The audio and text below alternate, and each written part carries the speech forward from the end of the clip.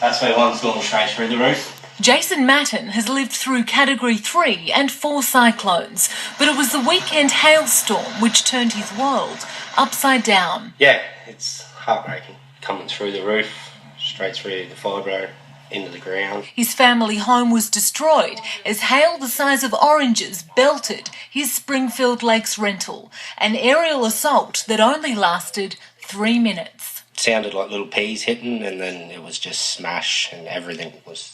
It was like a big roar coming. Smashed the complete back patio, and now we've got to move out. Jason has 4 kids of his own and 2 more to look after. The Mattens have been told their rental is no longer livable and they have to move out. We have to be off the premises by midnight tonight, and we've got nowhere to go. We've got a 3x5 storage shed to put our stuff in, and apart from that, we're homeless. We're on the street. It's really scary. Smashed cars, the least of his worries, as he prepares for a long night ahead. It's scary because, you're the man of the house, you're meant to support everyone. Uncertain of where they'll all be tomorrow.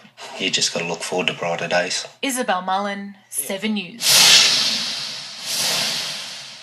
In Springfield Lakes, the Schumacher's home has been condemned. They've taken the fuses out, cut the power, and this room we're not allowed into. All this damage and heartache from a 10-minute storm that seemed to last an eternity. Hailstones smashed their cars and pierced their tiled roof. So grabbed my 20-month-old baby and we're running to try and find a room that was safe. They tried the walk-in wardrobe. And then a giant hailstone came through the ceiling and landed on the carpet just centimetres away from us. They weathered the storm in their garage and then the ceiling caved in. What's it like to see your house like this? Pretty devastating. Been through a few natural disasters in my time, but I guess thankful that we're all alive. Alan Meppin is too. He's lived on the same street for 14 years. You can see what's left of it, nothing.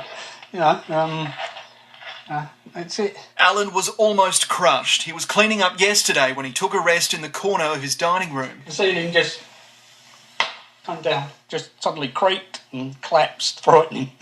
just shock. More than 8,500 claims have been lodged in 3 days for homes and cars across the southeast. Losses estimated at $110 million so far. These numbers are rising rapidly. Insurers are receiving hundreds of claims every hour. Caused by what researchers believe could be the biggest hail recorded in Australia. Thankfully, the outlook is clear for now. Well, locals are now being warned to watch out for so-called disaster chasers, people who pose as builders or repairmen sent by insurers demanding storm victims pay for urgent jobs up front. Disgusting, isn't it, really? Police are doing regular patrols, and if you're hearing that, take a photo of them, report them. We can't be having that. And though homes are shredded and streets are still a mess, at least the storm couldn't compromise community spirit. Tom Hartley, 7 News.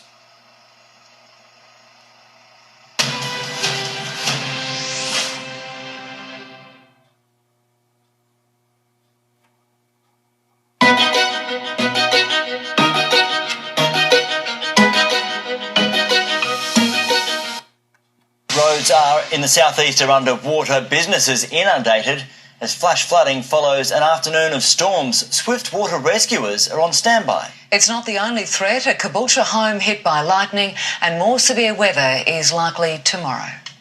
Shock and awe. A spring storm which has it all.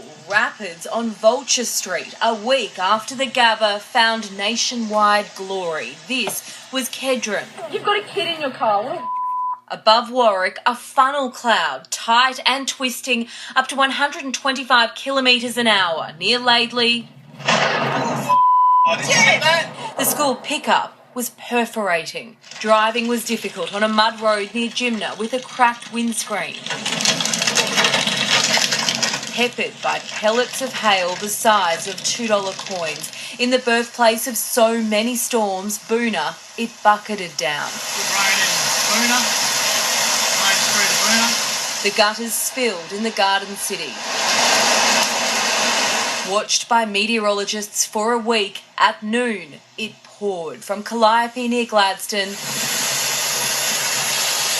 to Kilcoy. Just to show how much water we just got. Lightning struck and stripped a tree at a Toowoomba girls' school while 5 gardeners worked nearby. We all went diving for a hose when this hit, and the noise was that bad. Boy, never heard like that before. Supercells failed to form, but could tomorrow. We're in for a second day tomorrow. We could see large or even giant hail and heavy rainfall, which could lead to localised flash flooding.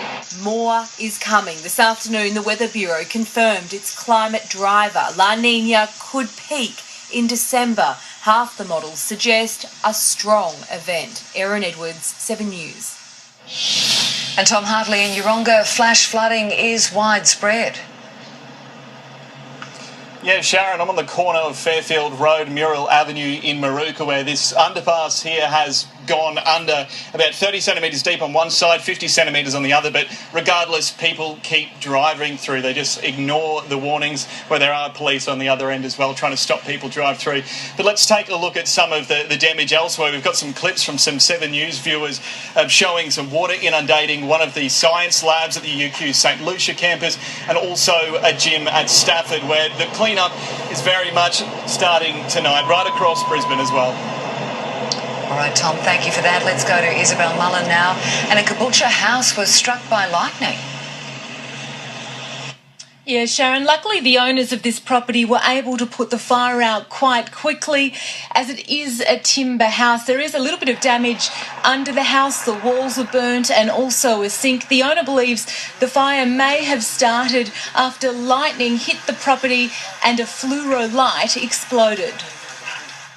It was blown out. The tubes are blown out, the wires are blown out on the floor. Got most of the flames out and the smoke, but the smoke was a bit hard to open the doors up under the garage to let the smoke out.